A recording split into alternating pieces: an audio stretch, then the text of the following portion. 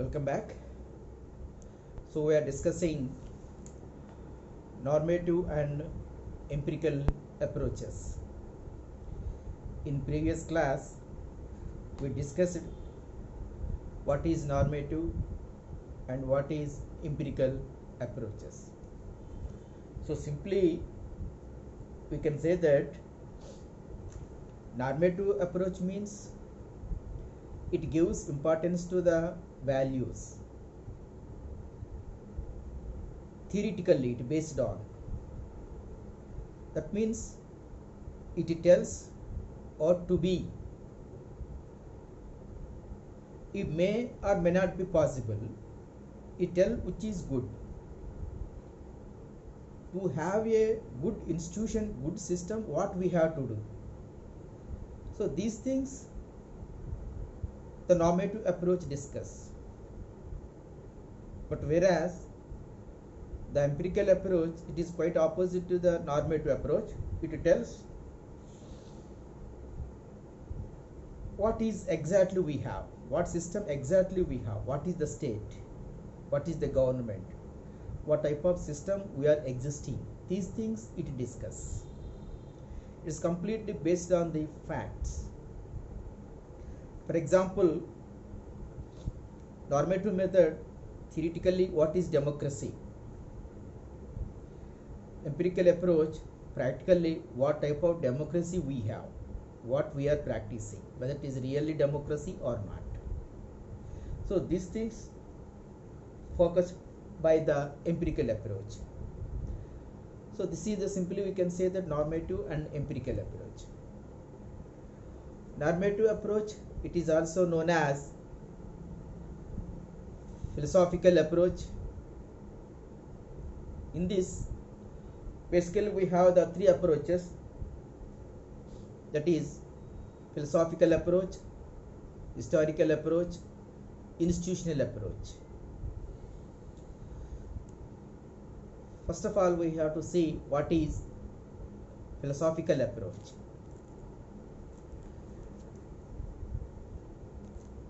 The oldest approach to the study of political phenomena is philosophical. That is also known by the name of ethical approach. According to Van Dyck, the word philosophical refers to thought about thought. So this type analysis is idealistic, normative, speculative and deductive in nature. Deductive means from general to particular. Please listen to me here.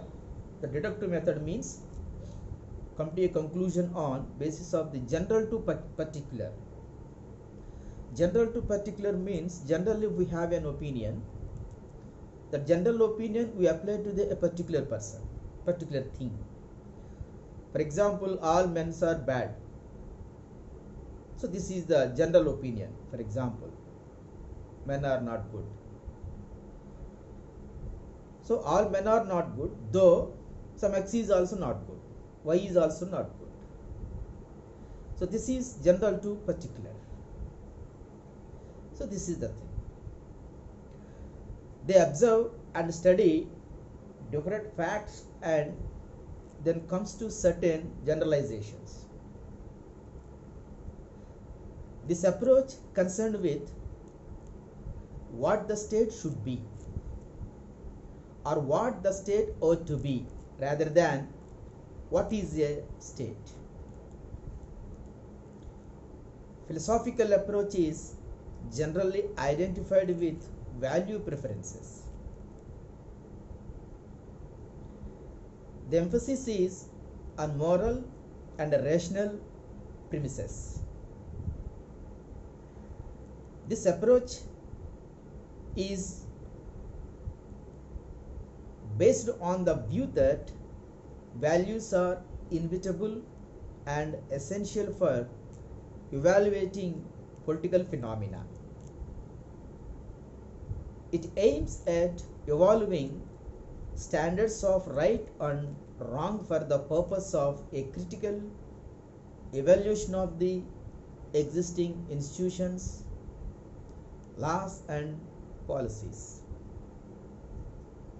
Plato, Rousseau, Kant, Bosanquet, J.S. Mill, Sidgwick and Leo Strauss are some of the exponents of this approach. Almost all the political thinkers who wish to organize an ideal state adopted this method. Thus, the philosophical period is noted for its general trend for setting standards based on values like justice, freedom and happiness. Most of the classical political theory represents this approach, which is deductive orientation. It is also known as speculative or a priori method. Deductive method starts with a preconceived assumption or statement and intends to strengthen or establish the preconceived notion. It is reasoning from cause to effect, from a general principle to its consequence. Then a priori method lays down certain norms and seeks the facts to support the already formulated norms. In the political system, this method of investigation starts from some abstract original idea about the human nature and it draws deductive from the ideas as to the nature of the state. It aims, it functions and its future. The best examples are Plato's Republic and Hobbes' Leviathan. See what basically the theme of the philosophical approach is. It tells, as Eliot said, ought to be a good state, to have a good state, what things we have. For example, if you observe the Plato's Republic, it is an ideal state. Practically we can't see such kind of state. Nowhere this kind of state is there. But it is a hypothetical concept. Yes. Like that Hobbes' Leviathan also. So these are the philosophical approaches, best examples for the philosophical approach. So these are the good things. They may be the good things. To have a good system, to have a good state, to have a good administration, we should have this kind of values. We should have this kind of principles. That is called as the values. So this is the philosophical. It is an abstract because practically we may not be possible. And sometimes we cannot explain so very clearly also. We cannot define also. So that's why it's called as an abstract concept. It is the philosophical concept, approach. So what are the advantages of this approach? This approach helps to distinguish good from bad. It helps in value-laden study of political science. Value, according to Leo Strauss, cannot be excluded from the study of politics. A theory is regarded as good or bad only from the angle of its value. The limitations of the philosophical approach. This approach is imaginative, impracticable, and utopian in nature. This approach possesses academic value only. This approach takes into account bigger issues and ignores smaller ones. And this approach ignores the role of sociological environment and the behavior of the individuals play in conditioning a political phenomena.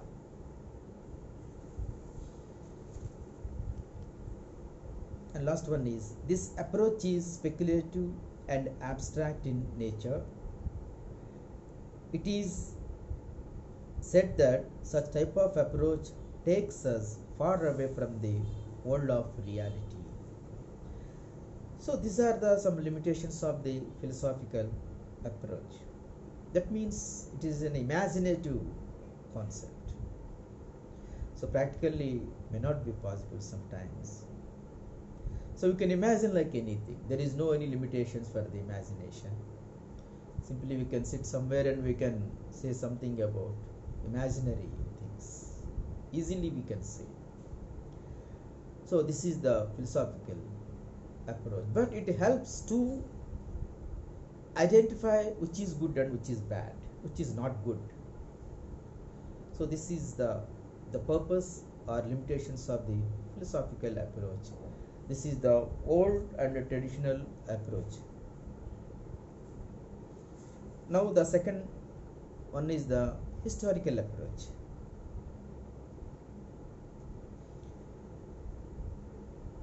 The second important approach of studying of political phenomena is historical approach. This approach stands for an attempt at understanding political process through a historical account of political thought of yesteryears. The distinguished feature of this approach is focused on the past or on a select period of time, as well as on a sequence of selected events within a particular phase,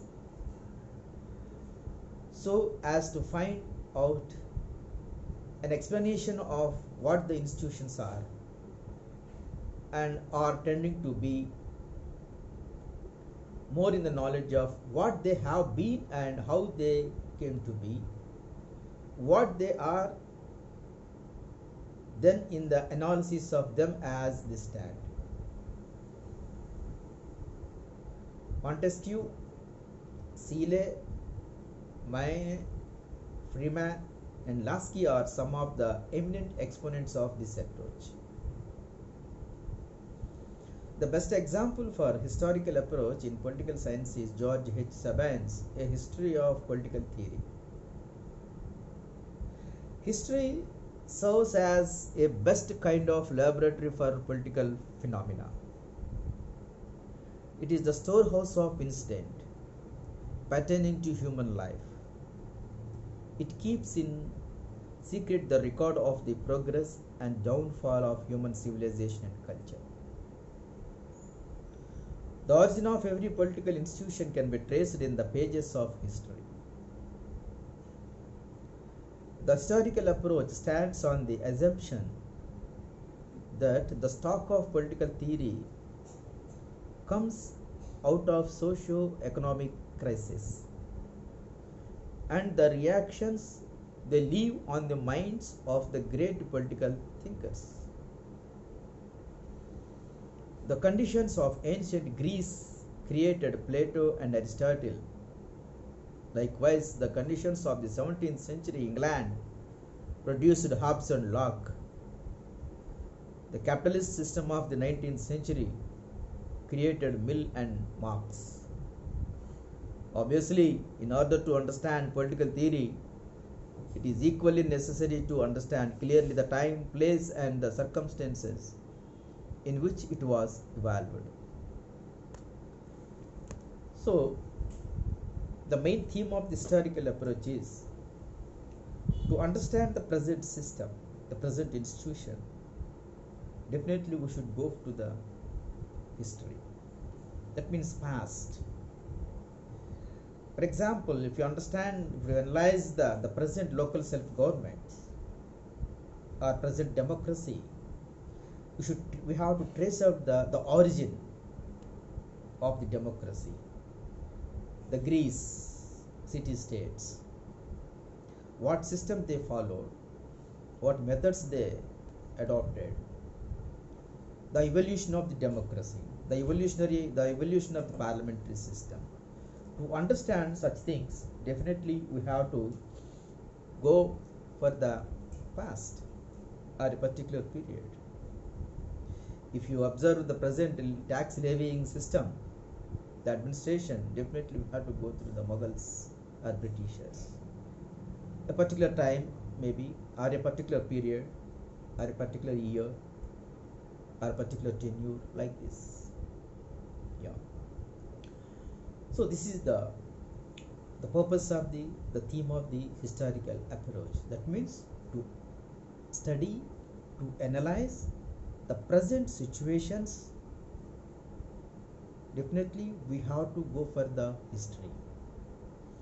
Based on the past incidents, knowledge of history, we have to analyze the present situation, and then we can predict the future. What will be happening? Yes, what are the solutions for these problems? Why the problem is, we have to trace out the origin of this problem. Any problem right now we have to go to the history. So this is the historical approach. But there are some limitations. So like other methods, historical approach also has its limitations. James Bryce has warned us against superficial disemblances. As such, historical parallels may sometimes be illuminating, but they are also misleading in most of the cases. David Easton holds that historical approach degenerates into historicism. By historicism, he means that researchers mix up their own values with history. They try to uphold their own values on the basis of historical evidence. But then here the limitations means sometimes we may not have the exact historical information. Sometimes history are manipulated. For example, if you take, many incidents are manipulated.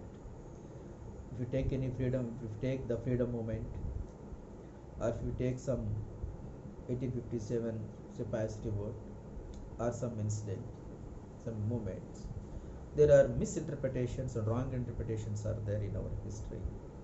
So it won't help us. And more than that, it leads very in the wrong way. So that's why we should have the exact historical information. Otherwise, so we won't get the fruitful results. And another one is the institutional approach, the third one. Here, a student of political science lays stress on the formal structure of political organization like legislature, executive, and judiciary. In this approach, political thinkers restrict the study of political science to political institutions. James Bryce, Bentley, Walter Beghardt, Harold Jalowski, etc. are the exponents of institutional approach to politics.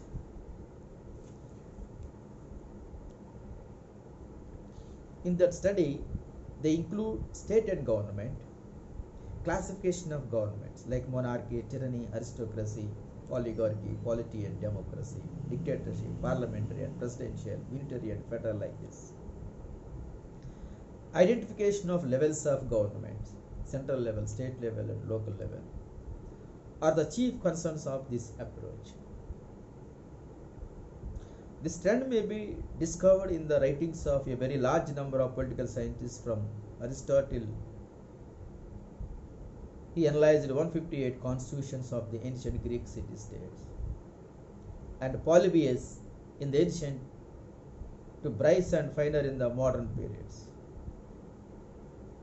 However, The peculiar thing about modern writers is that they also include party system as the fourth estate in the structures of political system, while contemporary writers like Bentley, Truman, Latham, and VOK go a step further by including numerous interest groups that constitute the infrastructure of a political system.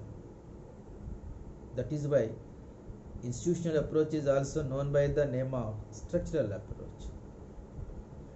That means here the basic theme of the institutional approach means instead of studying or focusing on the whole political system, whole the state, so we should take a small institution or a small structure, that is the parliamentary system, or the classification of the government, like what is monarchical system, what is aristocracy, so what is oligarchy, what is tyranny, what is democracy, the dictatorship, the presidential system, the unitary system, so like this.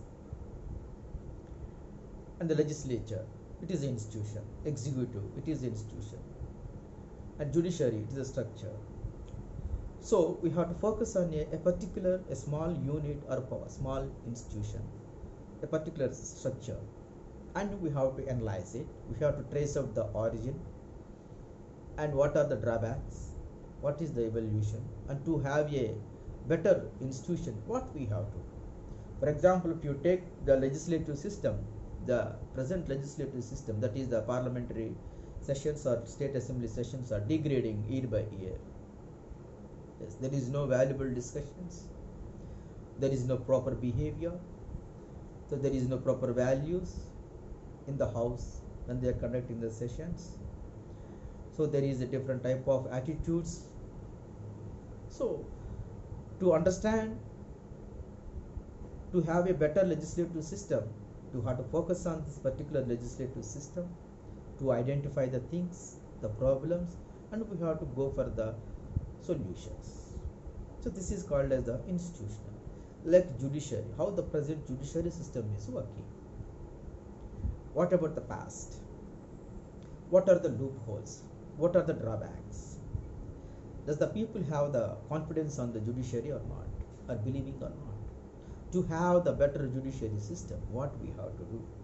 What are the problems? How to solve it? So this is called as the institutional. So like this bureaucracy or the executive or whatever the things we have.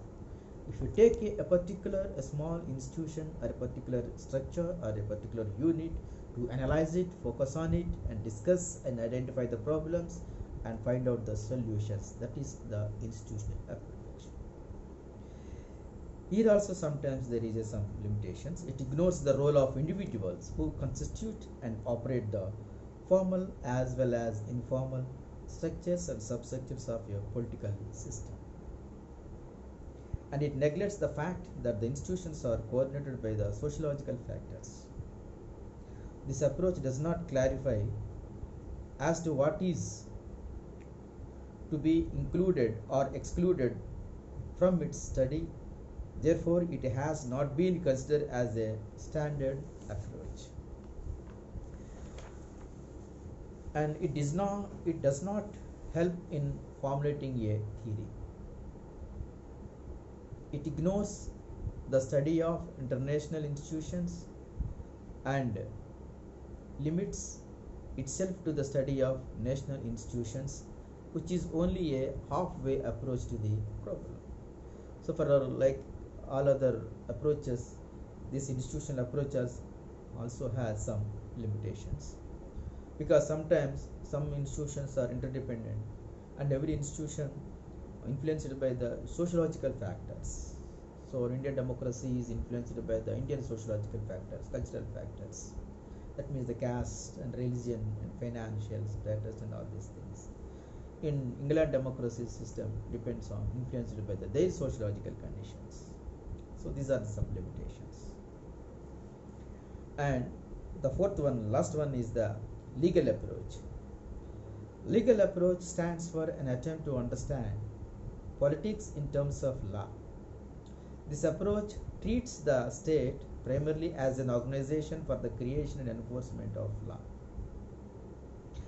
It focuses its attention on the legal and constitutional framework in which different organs of government have to function and their powers and procedure which makes their actions legally valid. For instance, legal approach to Indian politics will proceed to analyze legal implications of various provisions of the Indian Constitution as interpreted by the Supreme Court of India, procedure of formation and a legal position of Lok Sabha and Rajya Sabha and the state legislative assemblies, procedures of elections, powers and position of the President, Prime Minister, governors and etc. The view was that the formal institutions were more than the individuals. It is worthy of notice that the institutional and legal approaches in politics are complementary and not contradictory. They are closely related to each other. In this context, we may refer to the works of Jean Bodin, Hugo Grotius, and Thomas Hobbes of the early modern period who propounded the doctrine of sovereignty. Hobbes considered the head of the state as the highest legal authority. The works of Jeremy Bentham, John Austin, Sir Henry Mann, and A.V. Dicey may be referred to in this connection. The result is that the study of politics is integrally bound up with the legal processes of the country and the existence of a harmonious state of liberty and equality is marked by the glorious name of the rule of law. Legal approach applied to the study of national as well as international politics stands on the assumption that law prescribes action to be taken in a contingency and also forbids the same in certain other situations. It even fixes the limits of permissible action. It also emphasizes the fact that where the citizens are law abiding, the knowledge of law provides a very important basis for predictions relating to the political behavior of the people. That means legal approach, the basic theme of this legal approach is finally what we have to say that the main purpose of the law, the state is to make the law, to implement the law. Yes. For that, it has some institution. To prepare the laws, there are some institutions are there. That is the legislature. And to implement the law, the executive is there. To interpret the law, the judiciary is there.